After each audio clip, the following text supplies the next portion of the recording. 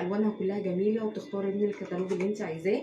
ودي شكل الانبوبه، وما بيجيش معاها اكسجين ولا بتيجي معاها اي حاجه، هي الصبغه لوحدها.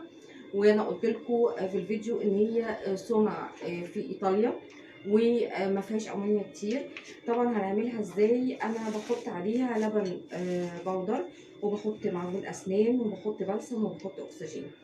طبعا لو شعرك فاتح واصفر مش هتحتاجي ان انت تفتحيه، طبعا علشان خاطر الصبغه ما تبوظش شعرك، فمش محتاجه ان انت تعملي تفتيح. حتى لو الجذور بتاعتك سودا مش لازم ان انت تفتحي الجذور نهائي، هي بس بتحطي الصبغه وبتحطي الاكسجين عليها، اكسجين 30.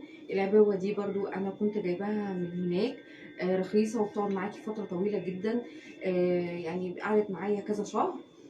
طبعا اي بلسم عندك ممكن تستخدميه. احنا دلوقتي بنفضي الانبوبه بتاعت الصبغه كلها، وبنحط 3 معالق من اللبن البودر. لو انت عندك الكيس اللي هو بتاع اللبن العادي من السوبر ماركت ممكن تستخدمي الكيس كله. وبحط معلقه كبيره من معجون الاسنان، بس اللي هو دوت سيجنال ده. وبتحطي برضو معاها البلسم، اي بلسم عندك او حمام كريم ممكن تحطي معلقه كبيره منها. تمام. دي الاكسجين بتاعنا النهارده، والحلقه بتاعتي النهارده. يا ريت ان انت بعد ما تخلصي